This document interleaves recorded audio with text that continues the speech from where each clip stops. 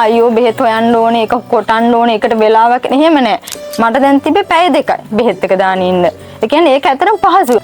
ඇත්තටම මම මෙතෙන්ට ආවේ 4 පාරයි. ඒ වෙද්දින් 90%කට වැඩිය ඇත්තටම සුවයි. මගේ නම ආරේ නෙළුනිකා චිරංගා. මම ආවේ කුරුණෑගලේ ආපහුවේ ඉඳන්. මට තිබ්බේ එකම කොන්දේ අමාරුව හැදිලා ඊට පස්සේ ඒක කොන්දෙන් පල්ලෙහාට කකුල දිගේ කැක්කුම ගිහින් ඒක වැඩි වෙලා බෙල්ලට ගාවට නිකන් ආවා. මම දැන් මේ රෝගී තත්ත්වෙන් මාස 5ක් තිස්සේම පීඩා විඳිනවා. මම මෙතන දැනගෙන පටන් ගත්ත දවසේම මගේ තිබ්බ ලෙඩෙන් සෑහෙන්න 50%කට වැඩි ඇත්තටම මට රිලැක්ස් එකක් දැනුණා. සතියකින් එන්න කීවේ.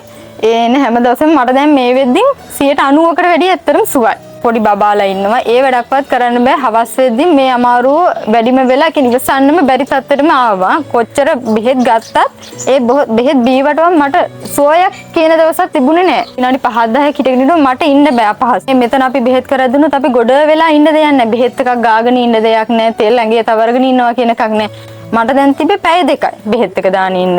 ඒ කියන්නේ ඒක ඇත්තටම පහසුයි. අපි බෙහෙත් පෙත්තක් ගිලලා අපි තව වෙන ලෙඩ ගොඩක් හදා ගන්නවට වැඩිය ඇඟේ තියෙන අමතර ලෙඩ ගොඩක් අඩු වෙනවා මේකෙන්. දැන් අපිට කිසි දෙයක් හොයන්න නැහැනේ. ගාන බෙහෙත් තෙල් එක, තවන පොට්ටනිය, ගාන බෙහෙත් එක හැමදේම හදලා දෙනවා කියන්නේ අපිට දැන් වෙන හොයන්න දෙයක්වත් නෑ. අපි ගියා අපිට අවශ්‍ය වෙලාවට ඒ බෙහෙත් එක ගෑවා. කියන්නේ කිසිම අපහසුයක් නෑ. හොයන්න තියෙනවා අයියෝ බෙහෙත් හොයන්න ඕනේ, ඒක කොටන්න ඕනේ, ඒකට වෙලාවක් එහෙම නෑ.